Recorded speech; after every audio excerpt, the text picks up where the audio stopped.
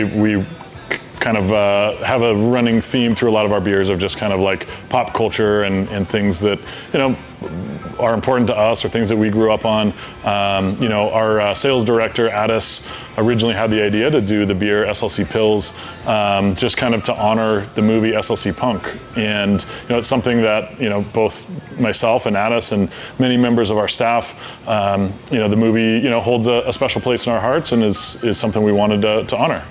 Yeah, so the SLC Pils, you know, is kind of a classic Pilsner, German Pilsner, and so we brew it with German and American hops. Really crisp, really clean flavor profile. We use some honey biscuit wheat that lends just a touch of sweetness to the beer. Has a really nice, you know, hop character. But it's, you know, we lager it for about 4 weeks once it's brewed, so it lagers at 34 degrees. All right, so here we're in the brew house. So this is going to be where the tanks, where all the beer is brewed. And so once we complete the brewing process, then we're going to transfer the beer to our fermentation tanks. And then, you know, for the SLC Pils, it's going to be in the fermentation tanks for about 4 weeks. Okay, yeah, so we're in the fermentation cellar in here. So all these tanks, after we brew the beer, they're getting filled with beer, and it's going to stay in the fermentation tank anywhere from about 10 days to 4 to 5 weeks, depending on the beer style.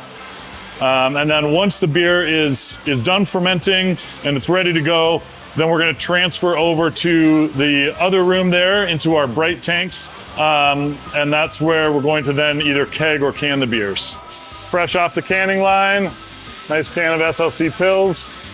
It's a, you know, delicious Pilsner.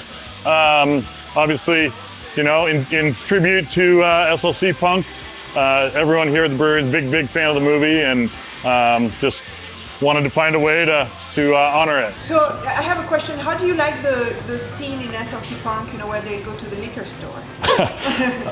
When they go to Wyoming, yeah. It's very relatable, you know. I think that's something that... Did you guys ever make the trip to Evanston when you were growing up in the 90s? Yep, absolutely.